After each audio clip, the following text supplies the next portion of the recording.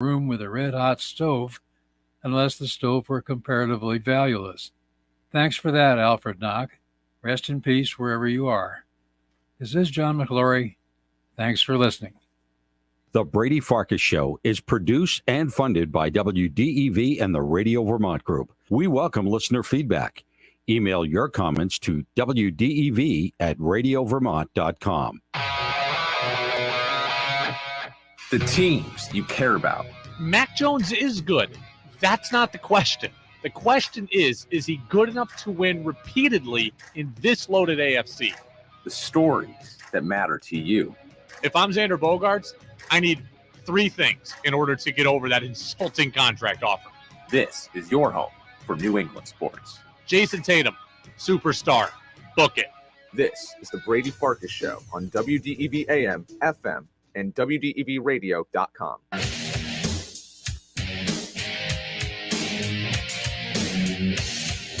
What's up, everybody? Happy Friday right here on the Brady Farkas Show on WDEV, AM and FM, and WDEVradio.com. Full week of full shows. It's been awesome to get more and more of you into the show on the text line, and had some people reaching out to me on social media as well. Love when we have full shows. We've got another one coming up on Monday as the Red Sox will have an off day, so I am pumped to be with you for the next 90 minutes. We go up until 7 o'clock. Red Sox baseball at 7:10 when the Sox get ready to take on the Royals again in Game 2 at Kauffman Stadium. Sox lose yesterday 7-3. Pregame show 7:10. First pitch 8:10.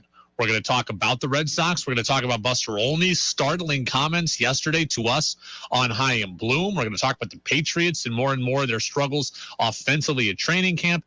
And at 6:10, I might have said 5:45, but it's been verified now, 6:10. We're going to catch up with Steph Smith. Steph Smith, the former UVM men's basketball star. Remember, he was an all-conference player a couple of years ago for UVM. Had his fifth year, the COVID year. He elected last season to go to St. John's. He's now playing professionally in Canada right now, which is where he's from originally. So we're going to catch up with Steph Smith. And hard to believe, we're less than 3 months away from the first UVM basketball game. Like, I'm already kind of jonesing now for Catamount Hoops again. I got a couple of news and notes on UVM, and we'll get into a little bit more next week, too. But Steph Smith is going to stop by with us at 6:10. You can get in, as always, on the Napa-Morrisville, Napa-Waterbury text line. That's 802-585-3026. Your locally owned Napa stores in Waterbury and Morrisville. You can also check us out, Facebook Live, YouTube Live, and my Twitter account as well. So let's run with it on a Friday. 5, 4, 3, 2, 1. And here we go. The opening thoughts of the Brady Farkas Show are brought to you by Sticks and Stuff and by Swanton Lumber, Vermont's most complete locally owned home center with locations in Middlesex, Derby, Enosburg, St. Albans, and at Swanton Lumber. They're online at sticksandstuff.com. Red Sox lose last night 7-3 to the Royals, drop game 1 of a critical series. They're all critical at this point. Alex Cora made a big mistake last night. He made a big mistake in how he handled the bullpen. We don't usually say that. Alex Cora gets universally praised for how he handles a pitching staff and how he manages a game and how he handles a bullpen specifically. But last night, it's true. Last night, Alex Cora's decision-making in that bullpen helped cost the Red Sox a game they had to have. Let's refresh your memory as to what happened last night. The Red Sox came back last night, right? Plawecki ties the game at 3-3 in the top of the 7th. In the bottom of the 7th, Cora goes to Darwin's and Hernandez, fresh off being just called up, and things implode. It's 3-3, bottom 7. Hernandez gives up 4 runs. Red Sox lose 7-3. In that situation, right, bottom of the 7th inning, it's a 3-3 tie. In that situation, Alex Cora has to go to Garrett Whitlock. I am sorry, but you just do. I know how managers think, right? So let's play in our heads here what Alex Cora is thinking. It's the top of the 7th inning, and the Red Sox are threatening to score. And there's 2 pitchers warming up for Boston. Garrett Whitlock is one, Darwin's and Hernandez is the other. Cora's thinking, if we take the lead and we have a lead to protect, then I'm going to go to Whitlock. I guarantee you that's what he's thinking. But he's thinking to himself, if we are tied or we are behind, I'm going to go to Hernandez. So the Red Sox score the run, tie it at 3, leave it there. He goes to Hernandez instead of Whitlock. I know there was not a lead to protect, but in that situation, you just have to go with Whitlock. That way of thinking where if we have the lead, we'll go to one guy, and if we're tied, we'll go to this guy, that's all well and good for April and May. It does not work in a playoff race. And that is exactly what I have been told the Red Sox are in. I have been told, the Red Sox told us at the trade deadline. Chaim Bloom told us at the trade deadline. Alex Cora has told us his team still has a chance. If the goal for the Red Sox is to make the playoffs, as we have been told, then last night's bullpen management was wrong. Garrett Whitlock in a 3-3 game has to come into that game. And he's got to pitch in the 7th, he's got to pitch in the 8th, and then you turn it over to Schreiber or Houck in the 9th, depending on what the situation is. Garrett Whitlock had not pitched since July 31st, right? Had not been into a game in 5 days. It wasn't a case of, oh, he's tired. It wasn't a case of, oh, he's overworked. It wasn't a case of, oh, we don't want to push him. He is more than fully rested. He needed to pitch yesterday. Schreiber hadn't pitched since August 1st. He needed to pitch yesterday. Houck didn't pitch the day before in Houston. You were set up with your big guys, with your best relievers. You were set up for them perfectly to take you home in that game. You cannot go to Darwinson Hernandez in that situation, fresh off the AAA shuttle. I understand that Hernandez is the guy who gave up the hits and gave up the 3-run homer to Salvador Perez, but I'm not mad at Darwinson Hernandez. I am mad at Alex Cora. And Will Fleming, the broadcaster on WDEV, to his credit, after the Perez home run, he was upset at Cora also. Pitch. Swinging a drive into the corner in left field. Huge trouble if fair, and it is gone over the wall, a home run. A 3-run blast for Salvador Perez, a Darwinson Hernandez absolute implosion, and it's 7-3 Royals. Very difficult to understand why he was on the mound in this spot. There you go. Very difficult to understand why he was on the mound in this spot. Will Fleming said it perfectly. Alex Cora last night made a mistake. He's usually good. I don't think what's happened to the Red Sox this season is all his fault. I don't give him a whole lot of blame for where this season has gone. But last night, that was a decision that Alex Cora had control over, and he made the wrong choice. We have all been told that the goal for the Red Sox is the playoffs, and we have all been led to believe that the playoffs are a possibility and a real reality for this team. If that is the case, if that is truly the case, then I am going to continue to be worked up about wrong personnel decisions, and you should too. You should be upset by last night also. Garrett Whitlock is ready. He is warmed up. It's a 3-3 tie, and it's a game you have to win. I told you last night, the Red Sox, if they do want to make the playoffs, they've got an incredibly hard schedule. They've got to clean up on these handful of bottom feeders they have left. They need 3 of 4 against Kansas City. They might have needed a sweep against Kansas City.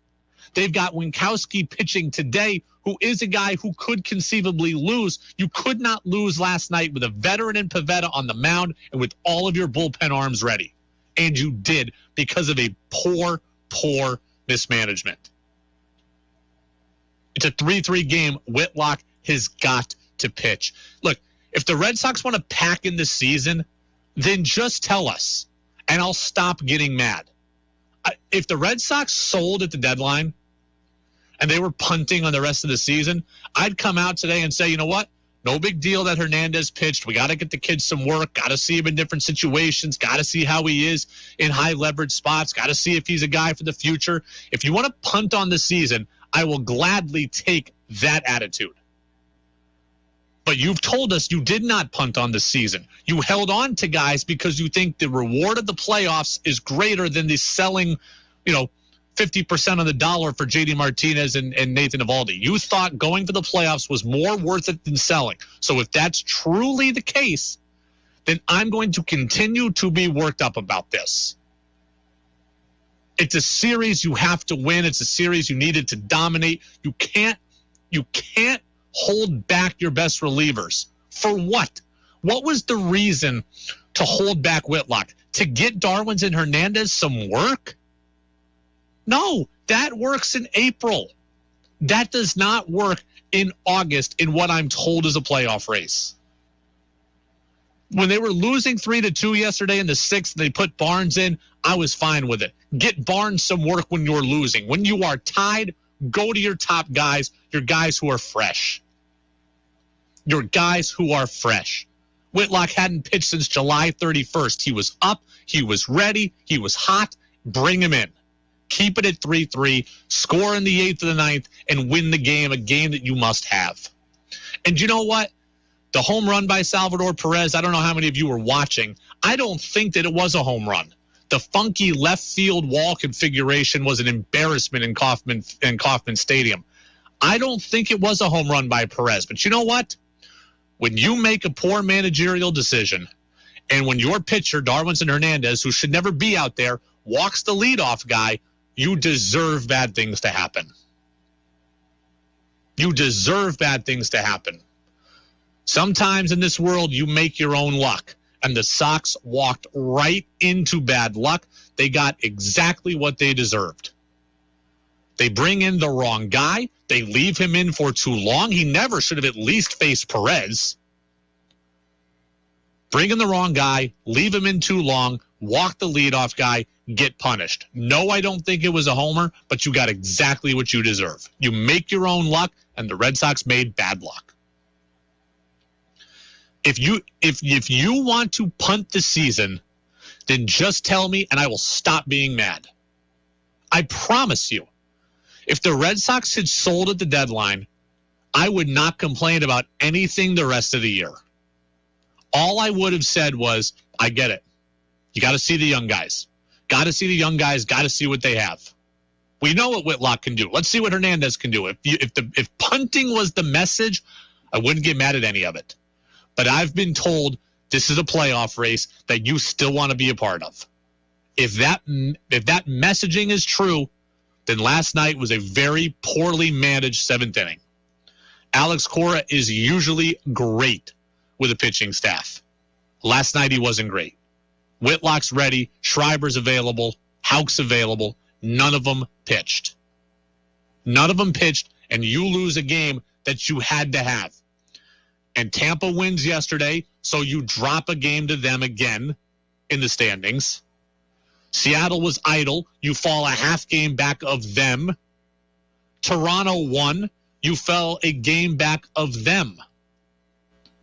So teams that you are going to have to try to catch, you dropped a game on all of them, and in Seattle's case, you fell a half game back. Last night was a critical loss. It was a bad loss. And Alex Cora was partly responsible for it. It's the Brady Farkas Show on WDEV, AM and FM, and WDEVradio.com. On a small positive note here, I was encouraged by what I saw from Matt Barnes. Matt Barnes threw the 6th inning. I think got through it in less than 10 pitches. I think 2 of the 3 balls were hit hard, so it was not perfect. But he gave up no hits, no walks, less than 10 pitches. He was 95, 96 miles an hour for a guy who we'd heard, had worried about his velocity. 95, 96 miles an hour. That's a win. He got 3 outs. He didn't walk anybody.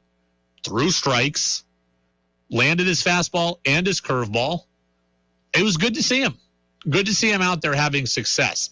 I'm not ready to put him into big situations yet, but it was good to see a guy who really struggled come out and have an encouraging outing. This team needs bullpen help. I'm not naive enough to think that Matt Barnes is going to be the guy that he was last year when he made the All-Star game at the, for the first half of his work in 2021. But hey, stranger things have happened, right? John Schreiber came out of nowhere. Maybe Matt Barnes can come out of nowhere too, and he can help the Red Sox bullpen because it needs help. They need another guy, another power arm. Maybe Barnes, maybe he can find himself again and be that guy. Not ready to go there yet, but a 3-up, 3-down outing, landing fastball, curveball, 95-96, that's as encouraging a start as you could have asked for. It is the Brady Farkas Show on WDEV, AM and FM, and WDEVradio.com. Reports continue out of Foxborough that the Patriots' offense is unproductive, and now it's sleepy. I'm not blaming the coaching staff for this problem. I'm blaming Mac Jones. I'll tell you why. That's next. Summer's in full swing, and we hope you're out there enjoying it. Hey, this is Caleb from Waterbury Sports. If you're looking for a new bike this summer, our inventory of Trek and Giant bikes is the best it's been in years. We're stocked with paddle boards, PFDs, paddles, swim goggles, and lots of swim games if you're looking to hit the water. Come peruse our footwear selection like trail runners, Tevas, and water shoes. Our camp section gets bigger every year, and no one has as many disc golf discs as we do. We're committed to helping you get out and have fun this summer. Waterbury Sports, downtown Waterbury, Vermont. Here's the deal. I've had constipation with belly pain, discomfort, and bloating for years. I've tried a lot of laxatives and fiber supplements, but my symptoms keep coming back. You could have a chronic condition called irritable bowel syndrome with constipation, or IBS-C. Linzess, or linaclotide, is a prescription medicine that treats IBS-C in adults. Linzess works differently than laxatives. It lets you have more frequent and complete bowel movements and helps relieve overall abdominal symptoms, belly pain, discomfort, and bloating. These symptoms were studied in combination, not individually. Do not give Linzess to children less than 2 years old. It may harm them. Do not take Linzess if you have a bowel blockage. Get immediate help if you develop unusual or severe stomach pain, especially with bloody or black stools. The most common side effect is diarrhea, sometimes severe. If it's severe, stop taking Linzess and call your doctor right away. Other side effects include gas, stomach area pain, and swelling. There could be more to your story with IBS-C. Talk to a doctor today. Say yes to Linzess. Learn more at linzess.com or call 1-800-LINZESS. Sponsored by AbbVie and Ironwood Pharmaceuticals. Up your grilling game with WDEV and Mackenzie Country Classics. Every Friday afternoon this summer, we're giving away the ultimate grilling package from Mackenzie Country Classics. Tune into the getaway each Friday between 1 and 4 and be the fifth caller when you hear the Mackenzie Country Classics theme song. Old John McKenzie was a dedicated man, made the best pork sausage in all the land. John told his boys, both clear and loud, carry on the name and do me proud. The ultimate grilling package includes one package each of natural casing franks, grilling kielbasa, sweet Italian sausage, sweet sprats, thick cut bacon, all beef deli franks, and alfresco chicken sausage. So be listening for the McKenzie theme song. Old John McKenzie was a dedicated man, made the best pork sausage in all the land. John told his boys, both clear and loud, carry on the name and do me proud. Call in Friday afternoons during the getaway to win the ultimate grilling package from Mackenzie Country Classics and WDEV. Hey, it's Charlie Papillo. Join me every other Monday from 1 to 2 for Travels with Charlie. Interesting conversations and open phone lines, showcasing community events, political discussions, and in our series Vermont Grown, businesses that have been part of Vermont for decades. Travels with Charlie is brought to you by Casella Waste Systems, Jolly Convenience Stores, and Milne Travel American Express. Podcast available at WDEVradio.com. I'll see you in my travels every other Monday from 1 to 2 right here on WDEV. The Brady Farkas Show now has an interactive text line, so reach out now at 802-585-3026. Now it's back to the Brady Farkas Show on WDEV AM, FM, and WDEVradio.com. Welcome back in. Brady Farkas Show right here on WDEV, AM and FM, and WDEVradio.com. We mentioned earlier this week that the Patriots offense at training camp was scuffling, particularly in the red zone, and we kind of wrote it off and said, no big deal. There's still over a month to go. Well, now there's even more troubling things about the offense coming out. Let's listen to our friend Phil Perry of NBC Sports Boston from earlier today. Well, I don't know how strongly they're questioning it, Trenny, but it does appear relatively clear that there's a lack of energy, especially relative to what we saw on day one when it was a party for the offense. They're firing up the crowd after every good play. They're doing their high-flying side bumps after every touchdown, and there were a bunch. that day on day one. Since then, those types of celebrations have been essentially non-existent, maybe one or two in the last 7 days.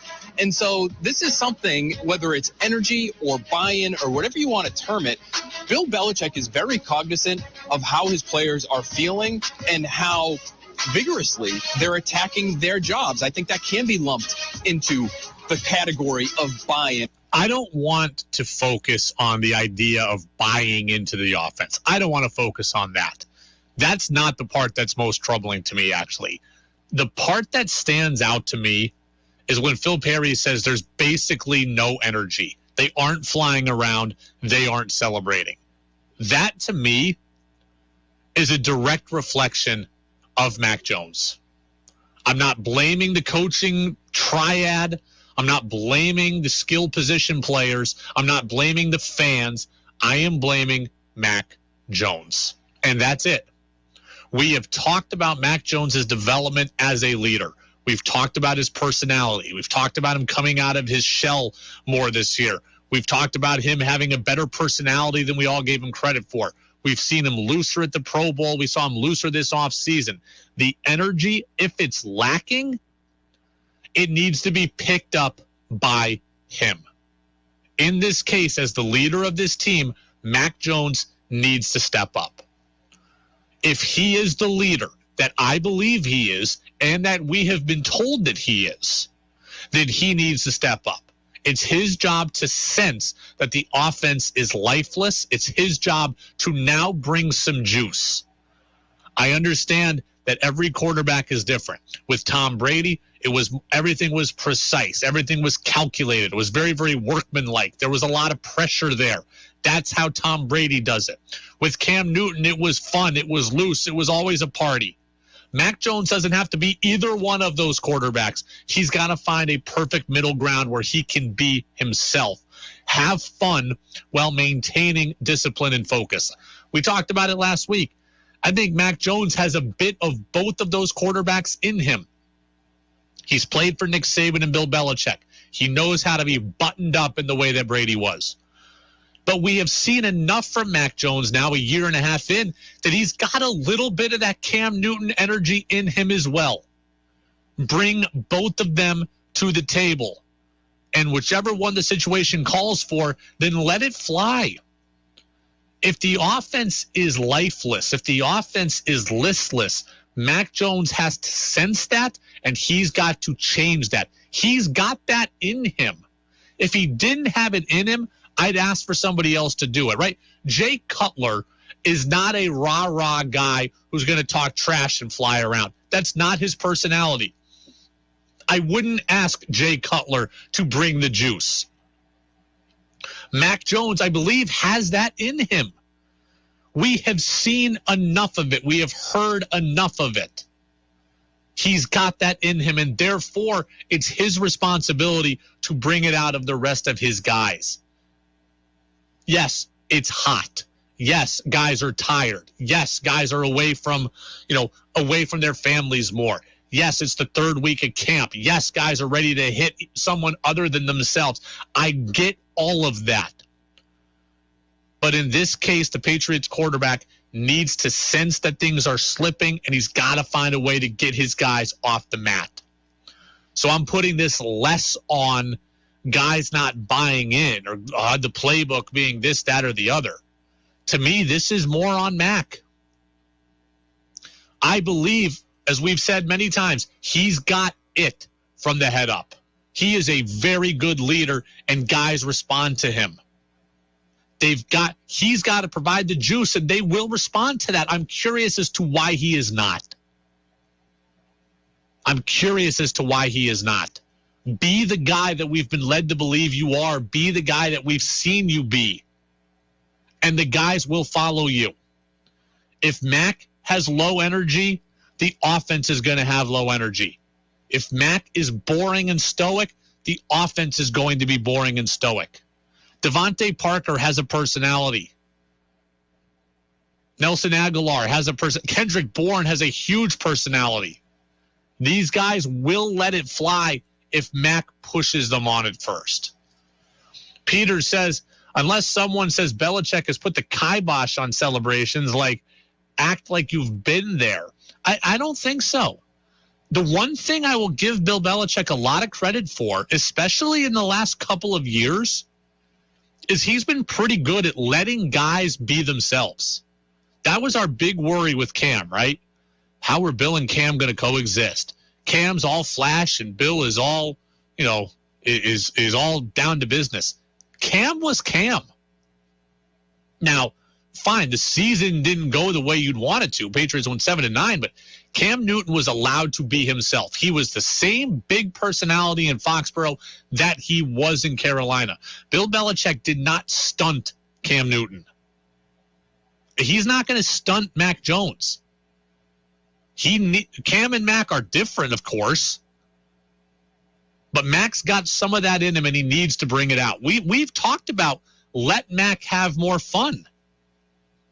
And Mac has had more fun at times. He just doesn't appear to be bringing it out now. I think Mac Jones is so frustrated by what he is seeing on the field and what he's a part of that he's having trouble having fun, and he's got to find a way to get through that because these guys are going to take the cues from him.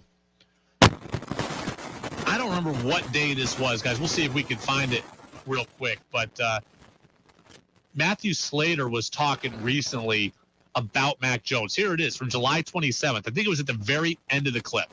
He continues to grow in that role, and ultimately, look, this is going to be his team. This is his team. Matthew Slater says this is his team. He's got to take ownership of it, and he's got to flip this.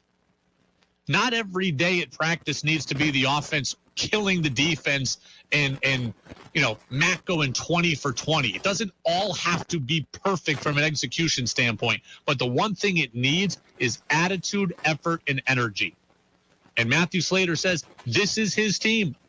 He can provide that. It's all part of it. Look, last year, Mac Jones had a huge support system, right? He had Cam at the beginning of the year. He didn't have to do this in training camp. He didn't have to take the team through the dog days of August. So Cam is not there anymore to take it off his plate. Then in the season, he had Josh McDaniels there, an experienced play caller. He could kind of run point, and Mac could kind of just sit back in and focus on football. Now Josh McDaniels isn't there. He's not there to take it off his plate. This is Mac Jones's show now. And if the energy level is low, Mac's the guy who's got to identify it, and he's the guy that's got to change it. Cam did it last year. McDaniels could do it last year. These guys now, they're looking at him. They're taking their cues from him. Mac's frustrated, they're going to be frustrated. Mac's quiet, they're going to be quiet. We need to see this Patriots team flying around, having some fun again. This team's not going to get a whole lot of game action here to get right, on the field, but also emotionally. This isn't going to come from a game. They're not going to play a lot in the preseason. I don't know that Mac's going to play at all in the preseason. So they're not going to fix this on the game field. Mac's going to have to show it in practice. Mac Jones can change this. He has the power to do that. He's just got to be willing. It is the Brady Farkas Show on WDEV, AM and FM, and WDEVradio.com. Texter says, you may be right about all this, Brady. You usually are. Well, thank you. You're giving me far too much credit. I'm sure I'm wrong about things, but I appreciate that. What we will do, we will step aside. We will get a national news update from CBS News, and then we're going to come back. We're going to talk with Steph Smith. Steph Smith is a guy who doesn't get the recognition that he should. He had a great career with UVM. 4 years, played a bunch, all-conference player, NCAA tournament, starter. Steph Smith was a very good catamount. He doesn't get the recognition for that. Steph Smith is going to join us next. Talk about what he's been up to since leaving UVM. A year at St. John's, now playing professionally in Canada. Another texter says, you're usually wrong. Ha, ha, ha, ha, ha. I'm wrong about some things. I'm right about some things. That's what we do in this business. We take big swings, and sometimes we're right, and sometimes we're not. I'll have this texter know I was dead right about Jackie Bradley Jr. So There you go. There's one on the scorecard that I can point to right away that I've gotten right. Steph Smith, what was his time like at UVM and what was it like at St. John's? Why did he leave Catamount Country for New York City? We'll talk with him next on WDEV, AM and FM, and WDEVradio.com. This is WDEV, Vermont's news station, owned and operated by the Radio Vermont Group. From the top of Sugarbush, 96.1 FM, WDEV Warren and Waitsfield, 96.5 W243 Barrie, 98.3 W252 CU Montpelier, along with our founding station, AM 550 WDEV Waterbury Montpelier, streaming at WDEVradio.com. 91 years of serving Vermont, the friendly pioneer, WDEV. Presented by Liberty Mutual Insurance. I'm Stacey Lynn in Washington. Lawmakers are getting ready to spend the weekend in the Capitol holding a giant vote-a-rama. This is a long and grueling session where senators try to amend legislation before they vote on the overall bill. Senate Majority Leader Chuck Schumer is ready after a deal was finally reached on a bill that aims to ease inflation and fight climate change. The Inflation Reduction Act is a life-saving, job-creating, cost-reducing bill. It's what the American people want. It's what the country so desperately needs. And it's what Democrats will deliver on in the coming days. It's not just the temperature that's sizzling. The job market is red hot as well. President Biden touted the latest jobs report after employers added 528,000 jobs last month. Almost 10 million jobs since I took office. That's the fastest job growth in history. Today, we also matched the lowest unemployment rate in America in the last 50 years, 3.5%. The White House has now declared the monkeypox outbreak a public health emergency. This will help get vaccines and treatments more readily available. Dr. Ashish Jha. The goal of this is still to eliminate this virus, to get it under control, and to ultimately eliminate it. More than 7,000 cases have been reported across the country. Indiana lawmakers have moved a step closer to passing a bill that would ban almost all abortions. The bill was overwhelmingly approved by the Indiana House. In favor saying aye. Those opposed no. The motion is adopted. The House is adjourned. It now goes back to the state Senate. The law does include some exceptions. Law professor Lori Levinson. The current version of the Indiana law would bar abortions except in cases of rape, incest, and to protect the life and physical health of the mother. Some conservative Republicans want a total ban and oppose any exceptions. Steve Futterman, CBS News. Republicans will head to the Midwest for their next national convention. The swing state of Wisconsin will host the 2024 Republican National Convention, and it will be held in Milwaukee, which Mayor Cavalier Johnson calls the right choice. We're a friendly community. We're a welcoming community. We're industrious, and we're thoughtful in Milwaukee. Milwaukee beat out Nashville, Tennessee. The Wisconsin city was selected by Democrats to host their 2020 convention, but that moved almost entirely online due to the pandemic. Jennifer Kuiper, CBS News, Chicago.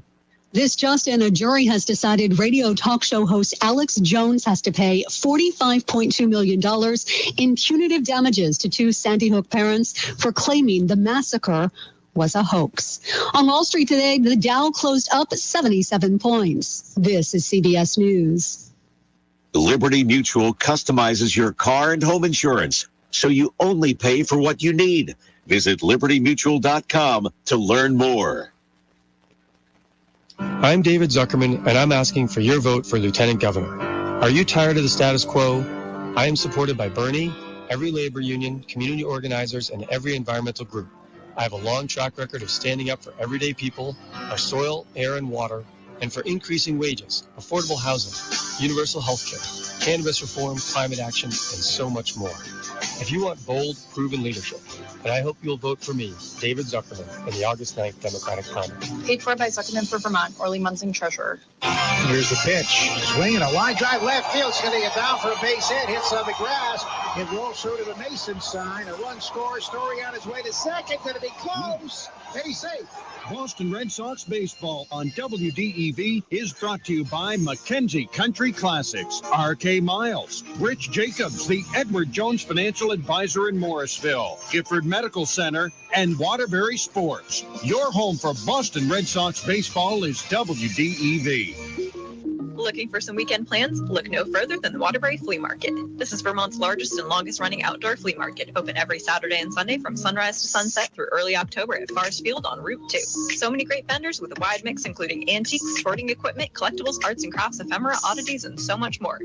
Whether you're on the hunt for something in particular or just want to browse, the Waterbury Flea Market is a fun place to spend a day. Learn more about this and other shopping in Waterbury at discoverwaterbury.com. Discover all there is to see and do in Waterbury.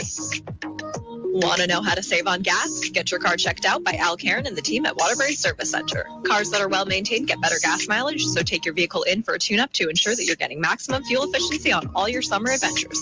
Schedule an appointment now to take care of your annual inspection, get an oil change, and make sure your car is ready for all the road trips, vacations, drives to the mountains, and more. Waterbury Service Center is a full-service auto mechanic conveniently located at downtown Waterbury. Call 802-244-7202 to make an appointment.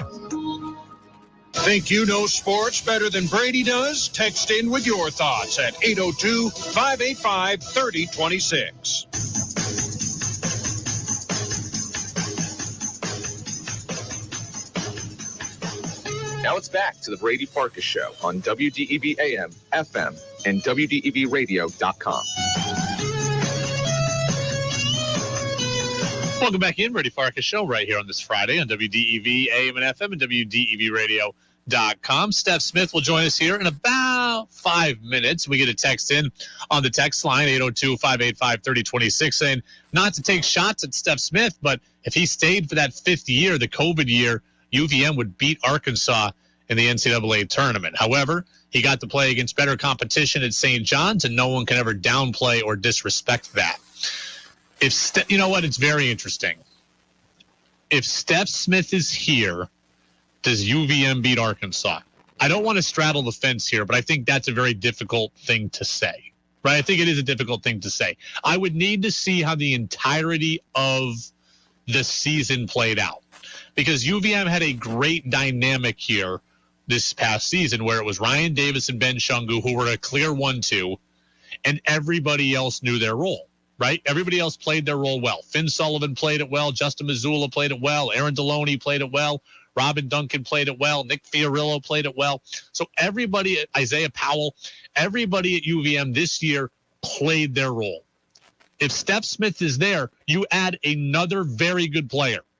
And on paper, you feel like you'd have a better chance to beat Arkansas. But I don't know how the dynamics would have played out. Would Steph Smith have played second fiddle to Benny?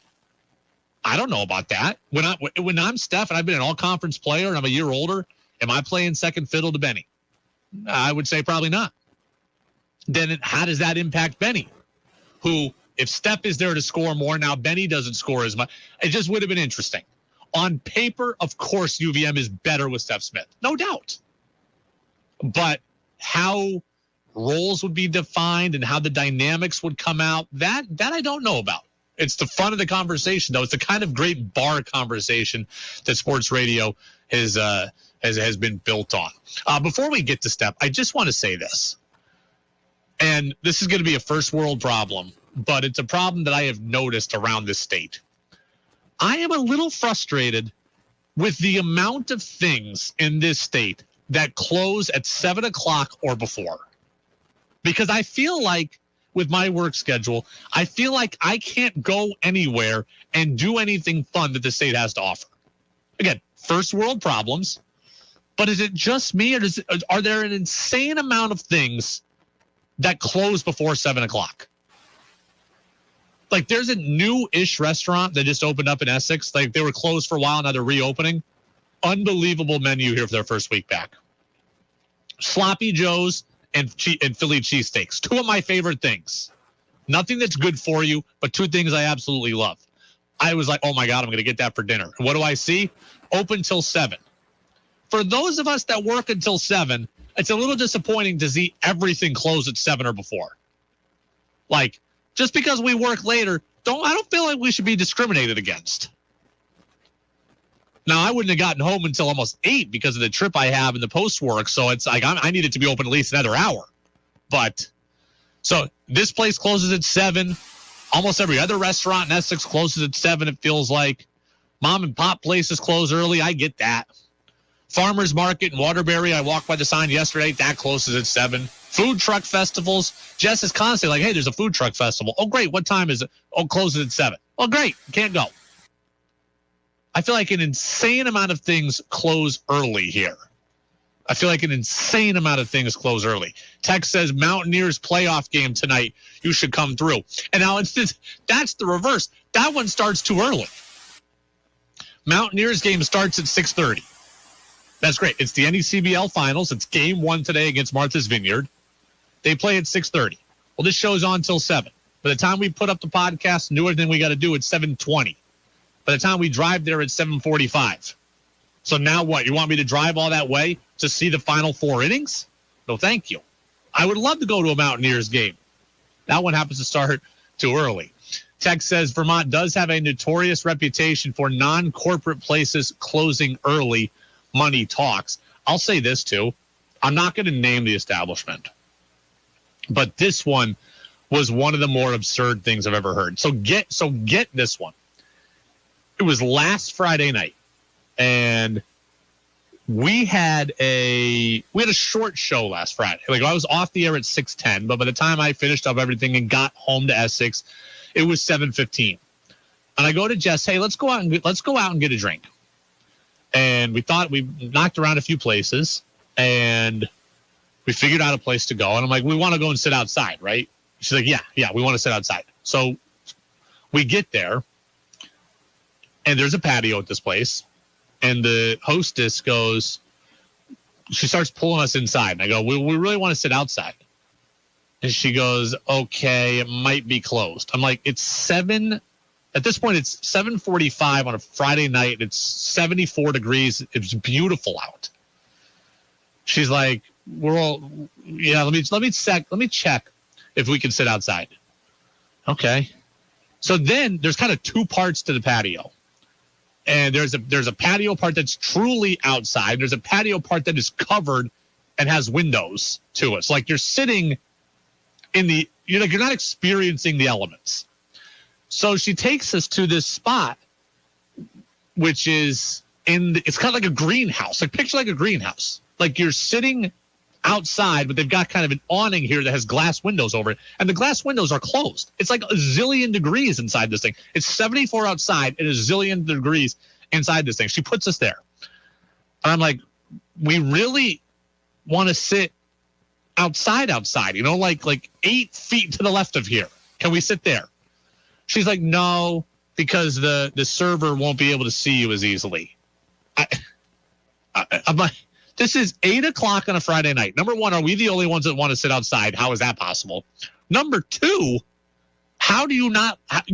We left. Like, you turned down business because of this thing. So back to Peter's point, he's like, they have a reputation for closing early. This place was actually open, but refused to let us sit outside where we wanted to. And we were going to be the only ones there. Like, all we wanted was a drink and an appetizer. If the waitress or waiter can't see us, like, come to us one time. We'll take a water, we'll take a beer, we'll take some chicken wings or, whatever, and we'll leave. Bring us the check at the same time you bring us the food, so you only come over once. I don't even care. But we actually had to leave because they wouldn't see us where we want. Closed too early some parts of this state, and this place wouldn't see us outside. So there you go. I digress. 802-585-3026, Napa Morrisville, Napa Waterbury text line. We got Steph Smith? Okay, we do. Good. I want to go on to the phone line. Steph Smith is joining us now, the former UVM men's basketball star. 4 years in Catamount country, spent his 5th year, the COVID year, at St. John's, playing now professionally in Canada, where he is from, an all-conference player for UVM, went to the NCAA tournament. Steph Smith, we have not spoken in a while, so good to have you on. Thanks for being with us. How are you? I'm doing great, Brady. How are you doing? I'm doing well as well. It's been a while since we have spoken, so it's a good time to reconnect here. Let's talk first about your decision to play pro in Canada. You signed pretty much right after the season. You're playing for the Guelph Nighthawks. Your season is going right now. Why Canada versus Europe versus waiting for a summer league opportunity? Why Canada? Yeah, so, I think for me, the Canadian, the TEBL, Canadian League Basketball League, is a very unique league because it's during the summer. And so it goes from season started May, I think 22nd, and it ends right about August 14th. So this league kind of allows me to, if I do say get a look overseas or a look in the G League or something like that, I can still do that. So right now it's just me, getting better, playing with pros, playing with guys that have been in the G League. A couple of guys on my team have been, 10-day guys, two-way players, whatever you got. And so this league kind of allows me just to, stay in good shape, getting pro reps and, getting used to the pro lifestyle so that I can kind of, prepare me for wherever that season is, if it's overseas, G League, whatever it is. What has been the thing you have learned the most about pro hoops from an on-court perspective?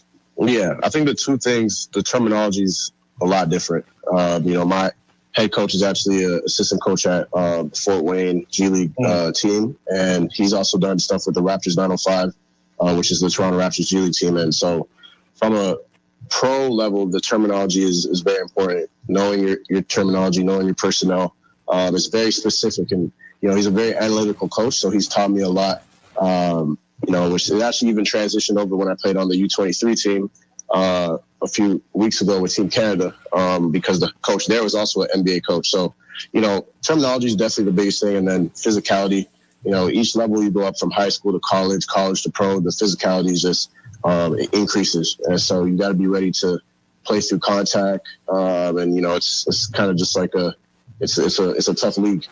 Have you had to change your game at all as you've gone to the pros? I mean, I don't know a lot about the Canadian Basketball League style. Is it more 3-and-D? Is it pace and space? What exactly, how are you playing personally in terms of your style of play? Yeah, I think how my team likes to play is, we like to get up and down transition. Very similar to kind of how I played at St. John's as far as the pace-wise. And yeah, I think you kind of figure that out pretty quickly that, you do have sets put in place, but at the end of the day, it's, you're there to play basketball. It's read and react, making the simple reads. And a lot of those times the plays don't work because the teams do a great job scouting and kind of understanding the stuff that you guys run. So basically it's just kind of get up and down, being able to make reads at a quicker rate, quicker decisions. In college, maybe you could take 1 second. Now it's, half a second to make a decision. And I think that's kind of the big change, really. And that's kind of how we play. And yes, I'm getting used to it and getting, used to that kind of system now.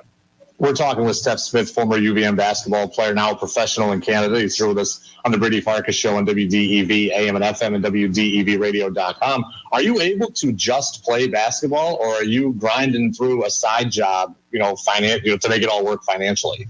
Yeah. So right now, this is temporary, and right now I don't need a side job, because obviously our living expenses are covered and a lot of other stuff is covered. So we're pretty good on that front. But for me personally, I'm not just a basketball player. I love to, dip my toes into different things. So, I actually have my own business, the Steph Smith brand, just trying to be an entrepreneur in that sense. And then, hopefully I can, start getting into other stuff like real estate and all that. But, right now, I'm getting adjusted to playing pro basketball. And obviously if I do end up overseas or whatnot, it might be a little bit harder. But for now, I'm just trying to, build my brand, play basketball, do it at the highest level possible. You played 4 years at UVM. You took the COVID year and went to St. John's. I supported that decision. I thought you put in all your time at UVM. You fulfilled your obligations and were a great catamount. Was it a hard decision to leave for that fifth year, or did you feel like you had kind of done everything at Vermont? Yeah, I mean, I think for the most part, I don't think it was too tough of a decision. I think the one thing that did weigh on me was the fact that we didn't go out winning that last year. We lost to Hartford in the semifinals.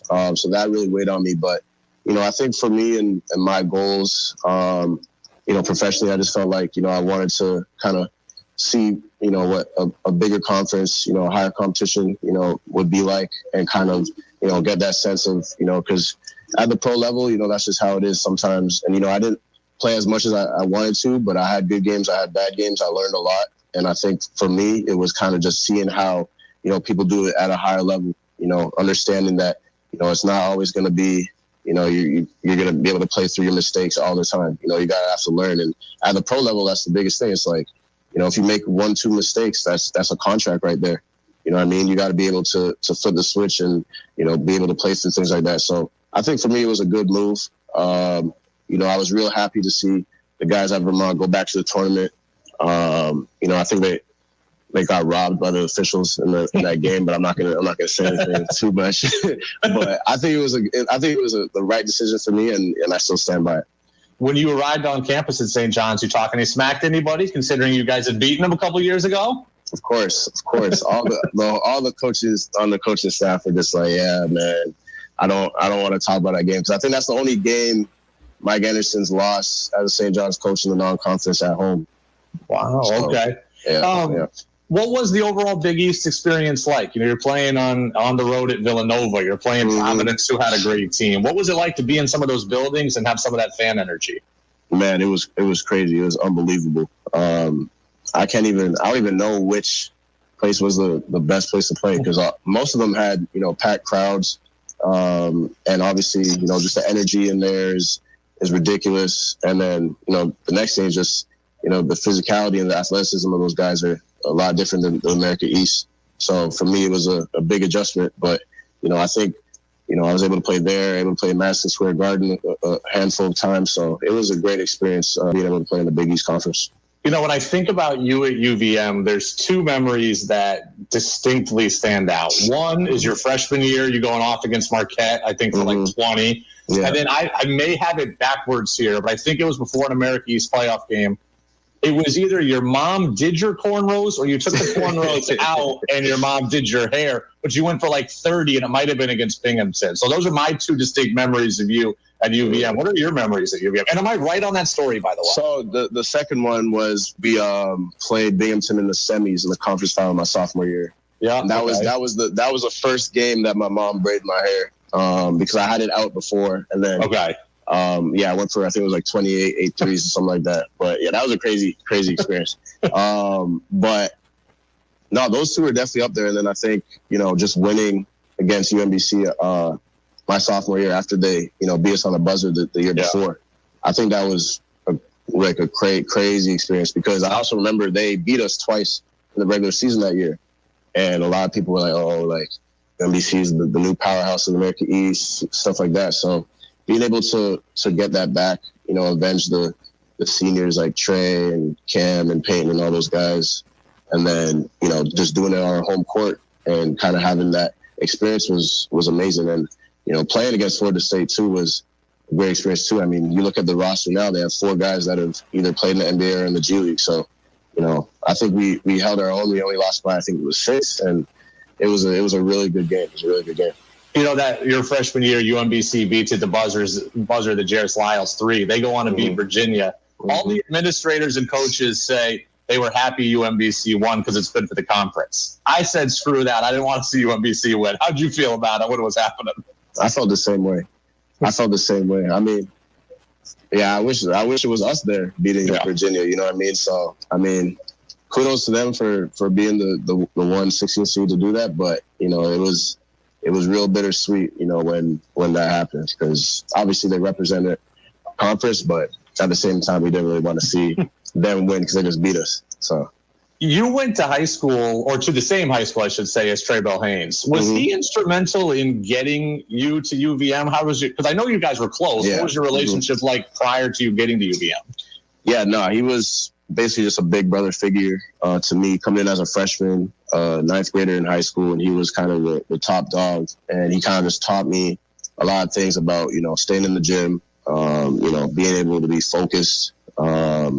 You know, there's a lot of distractions and stuff. So just being able to stay focused, keep grinding. And then after my first year, and he ended up going to Vermont, I think they started recruiting me at the start of my senior year, actually. And, you know, Trey, when I talked to Coach Ryan Schneider, he was just saying that, you know, Trey has a lot of good things to say about you. We're going to be following. And then I think it was right before my season officially started, we actually had like a preseason tournament for the league that we played in. Coach Becker came out and offered me a scholarship in person. So that was a pretty cool experience. Who used to win the 3-point contest after practice? You or Ernie Duncan? I'm gonna have to say Ernie. Ernie's probably one of the best shooters I ever played with. And if you could only see how he shot the ball in practice, it would be insane. We used to do a drill, 5-minute shooting, and I remember I think he got like 78 or 79 in 5 minutes, and I think my high score was maybe like 72, 73, and Ev would be up there too. But he was always setting the bar for me to shoot better, and he motivated me to get in the gym and get extra shots up. Well, I'll get you out of here on this. It's always the question I ask people when they've left town. When you come back to Vermont the next time, whatever that is, first place you're going to eat is where? First place? I'm either going to say Nemo's or Bueno Isano. Those are two of my favorite spots. All right, there you go. We'll look forward to getting you back and getting you to try those things again. And Steph Smith, playing pro ball in Canada now. He's done some work on the Canadian national team before, and in the midst of his season right now. So, Steph, we appreciate your time today. Appreciate all you did in your 4 years at Vermont, and good luck in the rest of your career. And we'll catch up again soon, I'm sure. Yes, sir. Thanks for having me on the show, man. Appreciate it. Absolutely. Appreciate you as well. There goes Steph Smith. Again, 4 years in Catamount Country. A really, really good conversation, I thought. One that's a while in the making. First time we've had Steph on in this version of the show. I've spoken to Steph before, but not since getting to WDEV. And he really was a standout performer for UVM for 4 years. I had no problem at all with him transferring. Absolutely zero. As far as I'm concerned, he owed Catamount Country nothing. He had given Catamount Country an awful lot. So if anybody was mad about him leaving for that 5th year, I wasn't buying it. I defended it at the time. I understood it at the time. I thought he had pro aspirations, and that's why he went to St. John, so he could help realize those pro aspirations. So again, I was all for it. But he does not get the recognition, I think, that he deserves in Catamount Country. I mean, he played in more than 100 games for UVM. He helped them get to the NCAA tournament. Could have been twice, if not for the COVID cancellation year. He was 39% from three in his time at UVM. He averaged double figures. He probably just doesn't get the recognition because he was always behind a player of the year. Traybell Haynes wins player of the year his freshman year. Anthony Lamb wins it his sophomore and junior year. And Ryan Davis wins it his senior year. So they get a lot of the credit. Steph Smith deserves a lot of the credit also. He's just a very good player. And I think in a lot of ways, I think underrated for what he did in Catamount Country. Look, you come in here, you average double figures. You play in a team that got to the tournament. You shoot 39% from three. You can score 30 or whatever in that playoff game against Binghamton. That's a pretty special career for a UVM player. Man, I am now jonesing for UVM hoops. Next Friday, and I don't know if this is open to the public. I believe that it is. But next Friday through Sunday, UVM is going to be up in Canada. They're going to be in Montreal playing a weekend kind of round robin against 3 different Canadian teams, 3 different Canadian colleges. I believe Concordia is one. I believe McGill is the other. The third one eludes me, but I think it's going to be one on Friday, one on Saturday, one on Sunday. It's just a good chance for UVM to kind of get out there, get on the floor, get some of their new guys in game situations. I think some of our fans are going to be going up there. I have to really check on that, but I believe that is open. So maybe I'll check in with some of our media friends. Yeah, there you go. Jack, old intern Jack, who was on this show for a while last year, he's going to UVM. So maybe he can answer if it's open to the public and who that third college is. But yeah, Concordia, McGill, and one other next Friday through Sunday in Montreal. I'm pumped to hear the reports of it. Maybe we'll bring Jack on the week after that to talk about how the team looked. There is a player. UVM is going to be a different team, right? No Benny, no Ryan Davis. They're going to be a different team. There is a player getting a lot of attention for them by the name of Dylan Penn. Dylan Penn is a 5th-year player who comes in from Bellarmine. Bellarmine last year won the Atlantic Sun, and Dylan Penn, I believe, led the league in scoring last year. If not, he was top 3. I can't remember which one. But nonetheless, this guy is just a throwback player. There was a really fascinating article written about Dylan Penn on a site. Came out yesterday. I think we're getting the author on next Monday. We're going to have the author on Monday. Dylan Penn is like a 6'3" guard. It's just like a bulldozer. He doesn't shoot from the outside. He just gets to the rack, and he's incredibly efficient. It's going to be a different team this year, and I'm very interested in hearing how Dylan Penn and how all these guys go together. They got a young shooter, I think, by the name of Hurley, who's a freshman, who's supposed to be a pretty good shooter, a couple more transfers. So it's a different Catamount team. A really good Bryant program is now coming into the America East. It's not going to be a cakewalk for UVM. They're not just birthrighted to go 16-2 in America East play, but they got the potential once again to be pretty good.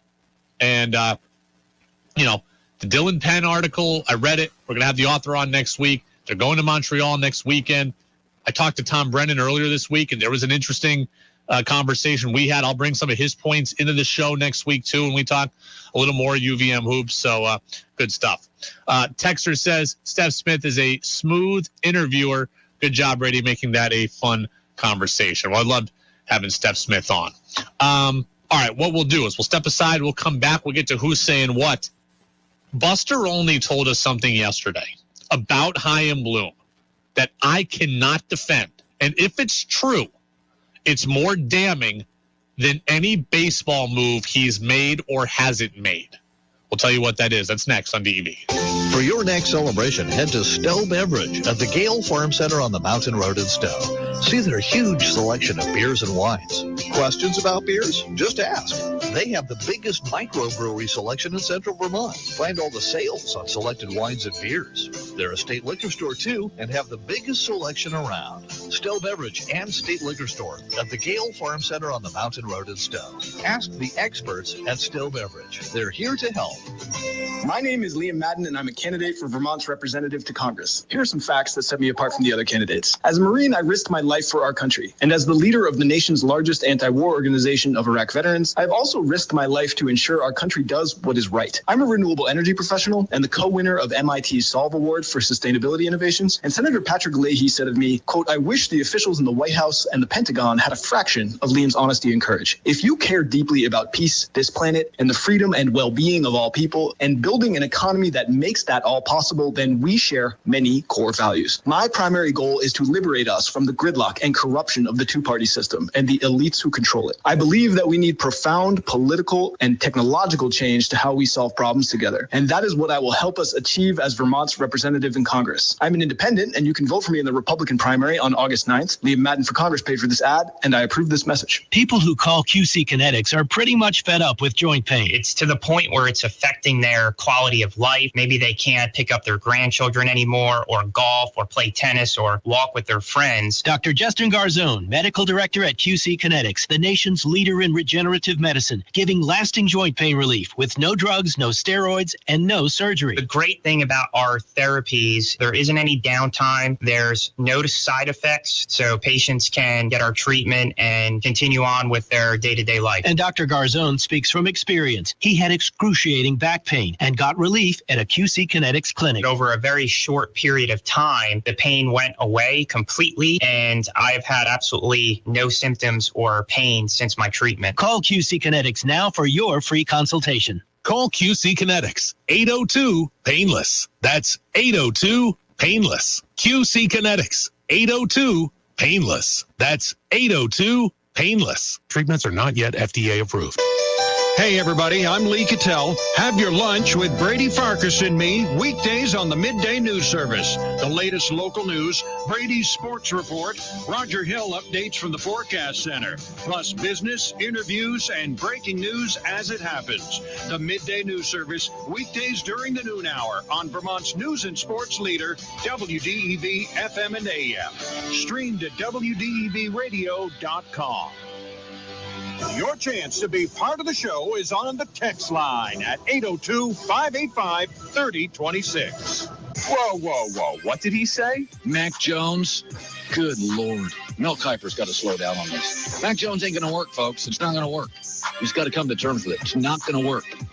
They really said that? Every damn thing is politics and race. And I'm losing my mind over it.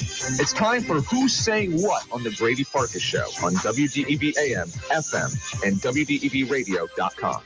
Who's Saying What is brought to you by Vermont Laser Wash. That's Central Vermont's home of unlimited car washes. If you want unlimited car washes, it's $20 a month. And what a deal that is, especially as we head towards fall and winter and all that muck and grime is there. Yeah, $20 a month, pretty good. If you want one free car wash, just text the word Vermont to the number 30 followed by 400. That's 30 followed by 400.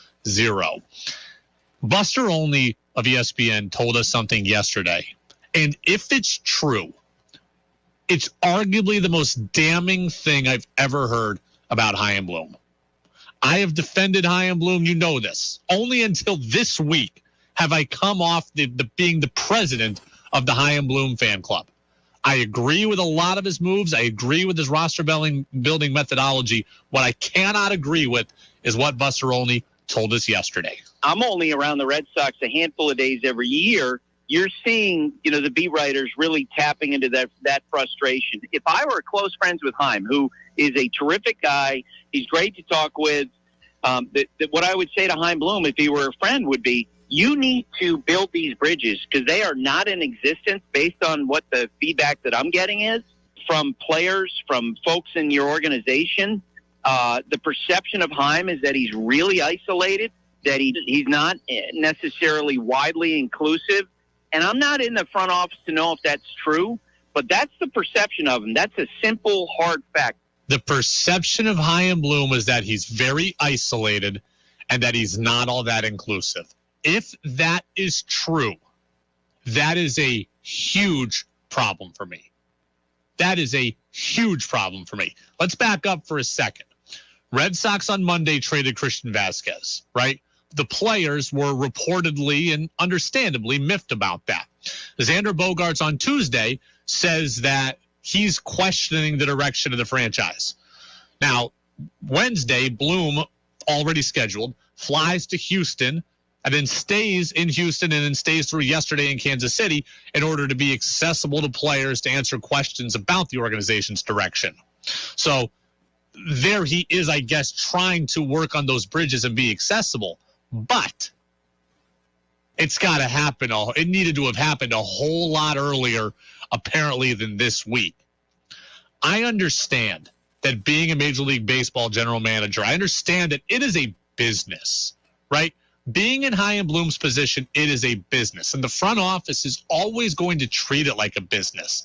But in 2022, you cannot operate as if it is only a business. There is a human element, there is a human impact, and it takes a human toll. It cannot just be business. And I'd be very interested on the text line, 802-585-3026, because I think this might be a generational thing. I believe that most millennials, of which most of these major league players are, most of the Red Sox players are millennials like I am, between the ages of 24 and 34. Most of them are in the same age bracket as me. I believe that most millennials want to be included. They want to have a relationship. And maybe you think that is soft and maybe you think that is weak. It doesn't really matter because that is how I think that it is. Chaim Bloom does not have to get wine with these guys every night. He doesn't have to take them out to dinner every night. He doesn't need to ask their permission to make moves. He doesn't need to bring them in on everything. That's not what this is about. But I believe that players want to see the front office. They want the front office out front, and they want to hear from them. And if Chaim Bloom is not doing that, that is a huge problem. It is a business. It is a bottom line business, but it is also a relationship business. You have to cultivate relationships. You have to nurture relationships. You have to value relationships. And if Chaim Bloom is not doing that, that is more damning to me than any move that he did or didn't make for a bullpen arm or a second baseman or a third baseman or a left fielder. You have to build relationships and you have to cultivate them. And if you are not doing that in 2022 with your team or with your staff in any business, I believe you are doing it wrong. And I'm shocked that Chaim Bloom doesn't recognize this because he's only like 38. He's nearly a millennial also. He should recognize this. I can tell you for a fact, one of the things I like working at WDEV most about, one of the things I most like working here is that Corm's the boss, and Corm comes in and sees me for a few minutes almost every day.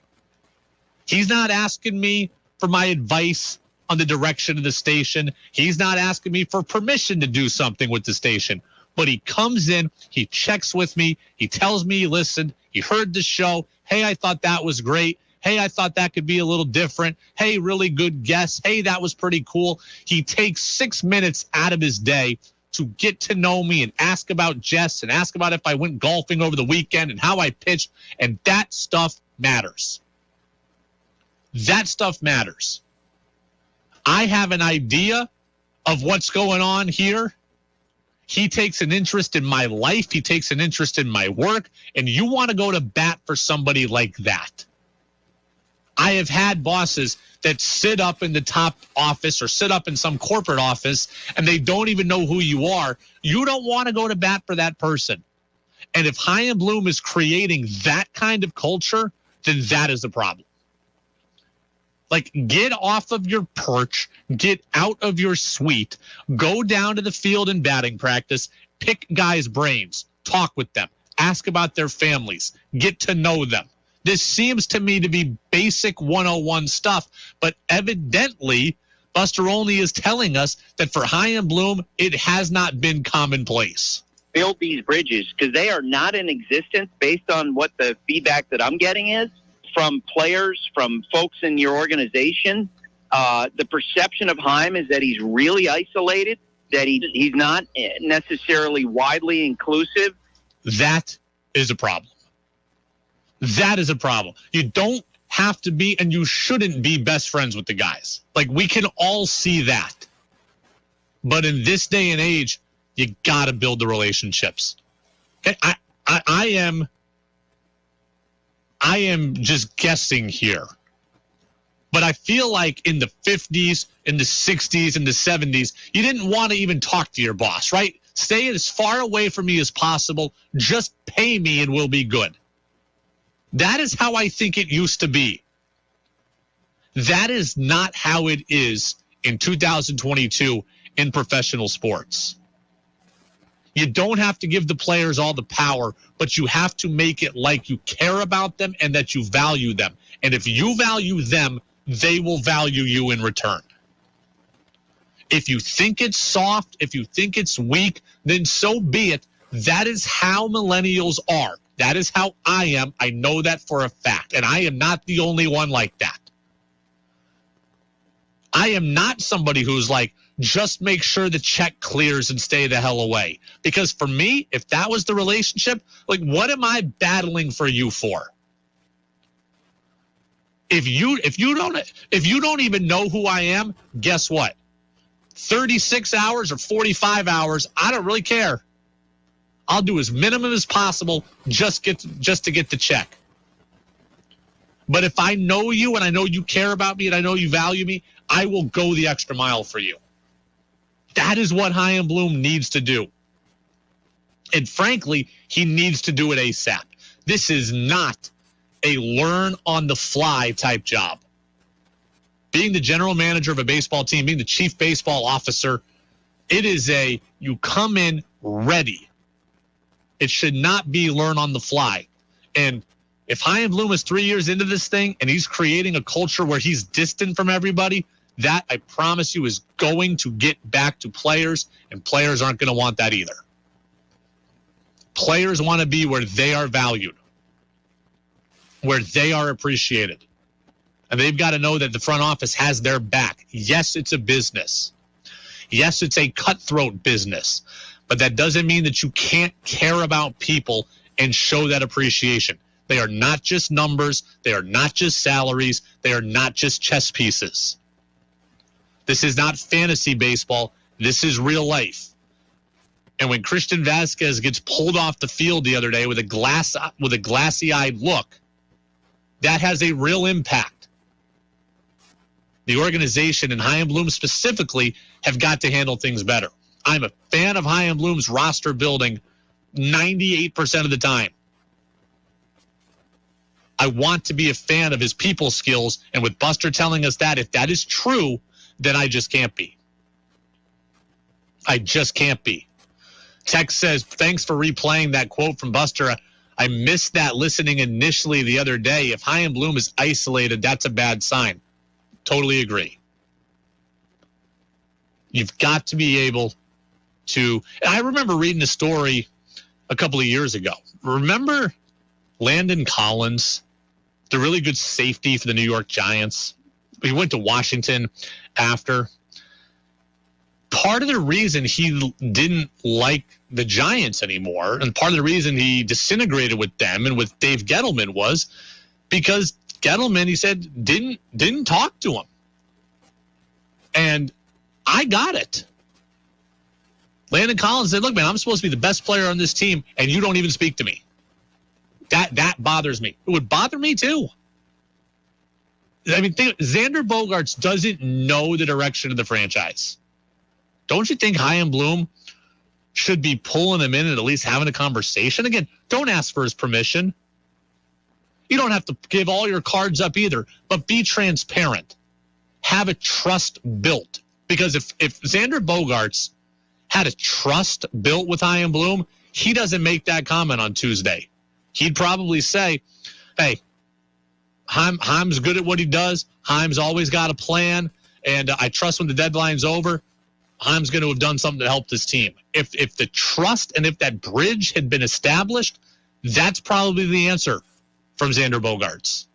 But instead, there's no bridge, there's no trust, and Bogaerts is on an island to say, you know what? Frankly, I don't know what the hell is going on. You cannot have that. You cannot have that. It's the Brady Farkas Show on WDEV, AM and FM, and WDEVradio.com. Red Sox baseball is coming up at 7:10 with the pregame show. The first pitch is at 8:10. We'll get you the Red Sox lineups. And Major League Baseball added the third wild card into the playoff system this year. You are seeing the full effect of it in this playoff race. The good and the bad. We'll explain them both. That's next on DEV. VSCCU is a credit union for everybody in Vermont. Our relationships matter at VSCCU. So I'd known Jessica. When I found out where she worked, I stopped in and she said, hey, where do you do your banking? And at the time I didn't have a bank. I had no credit at all. I had avoided ever using credit, and Jessica got me going with an account and pulled the credit report, which was non-existent, and said, hey, all right, this is what we're going to do. 15 years later, I own my own business. I have a really nice vehicle, and I'm looking at building a house next year. It's literally from following the instructions of my friends at VSCCU that have gotten me to the place where I am today. I will tell everyone that I know this is where they should be doing their banking. To everybody at VSCCU, thank you for all you do for Vermont, for local communities, and for friends. You can be a member too. Learn more at VSCCU.com. This credit union is federally insured by the NCUA. Just because you're away from your radio or out of our broadcast range doesn't mean you have to miss out. Listen live on the WDEV stream, brought to you by AARP Vermont. WDEV's morning, midday, and afternoon news services, Vermont Viewpoint, and the Brady Farkas Show can all be found on the WDEV stream at WDEVradio.com. Brought to you by AARP Vermont, working to bring down the cost of prescription drugs for all Americans. AARP.org/VT. Are you sick and tired of that constant pain in your knees or hips or back, especially this time of year? You need to be moving pain-free, right? QC Kinetics is helping people here every day, giving them lasting pain relief using the latest advances in regenerative medicine. The science is simple. They concentrate your own body's healing agents and apply them to your aching joints, restoring and repairing damaged tissue with no drugs, no steroids, and no surgery. The old remedies for pain are not the only remedies. You need to learn more about how regenerative medicine at QC Kinetics can change your life. Make this the last summer you suffer from chronic pain. They have clinics here and all over America. This is the exciting new natural way to deal with joint pain with no side effects and no downtime. Call QC Kinetics now for a free consultation. 802-PAINLESS, located right here in Colchester. 802-PAINLESS. Treatments are not yet FDA approved. How well does your garden grow? Tune in Saturdays at 12:30 for In the Garden with Peter Burke. Peter and co-host Joel Nashman give you one full hour of the latest news, helpful tips, and your calls to talk about what's happening in your garden. It's brought to you in part by Menard's family-owned True Value Store, Brooklyn Street, Morrisville. In the Garden with Peter Burke, live Saturdays at 12:30. Hear the podcast anytime at WDEVradio.com. Make your opinion heard by texting onto the Brady Farkas Show at 802-585-3026.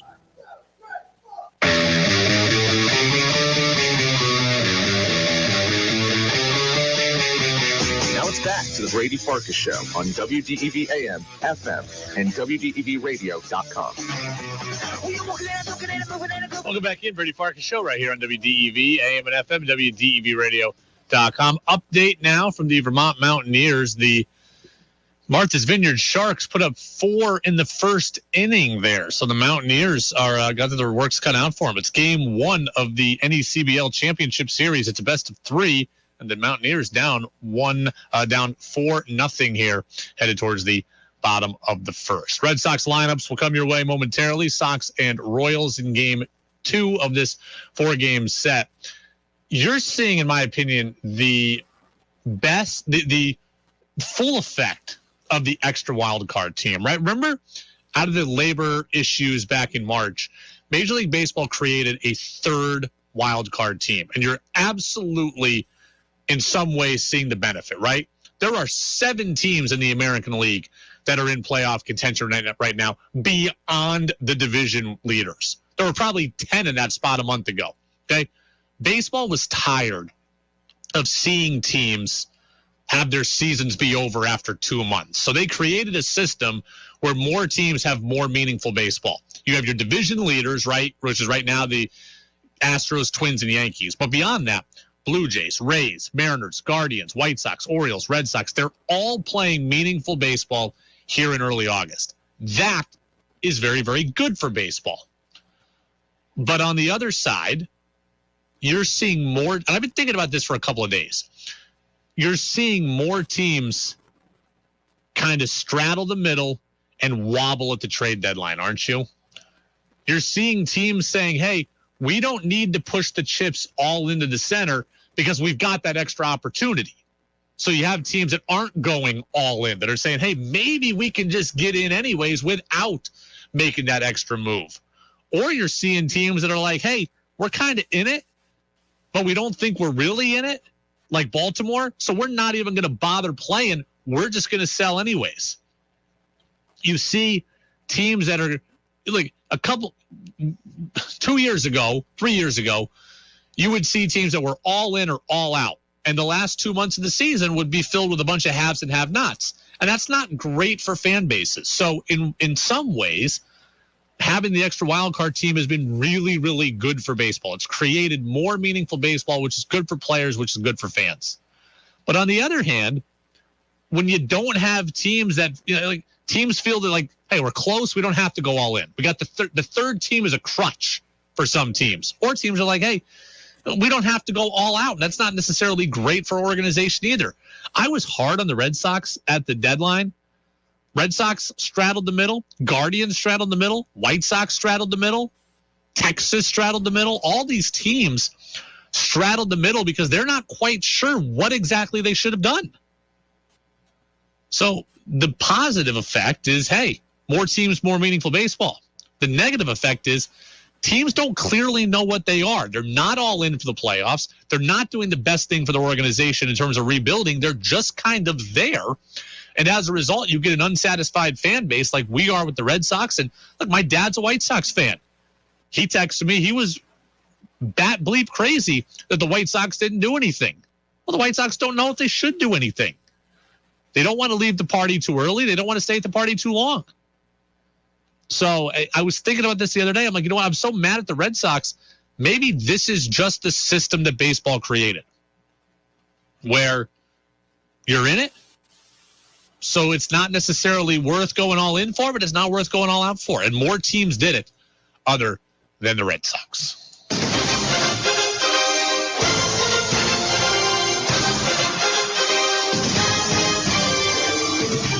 Red Sox are 53-54. The Royals are 42-64.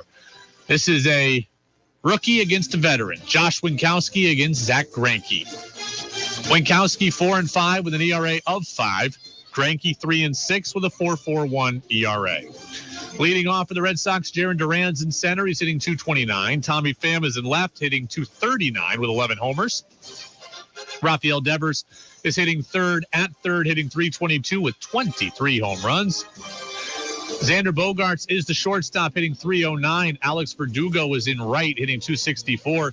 JD Martinez is down to the 6th spot, the designated hitter, mired in the worst 35-game stretch of his career.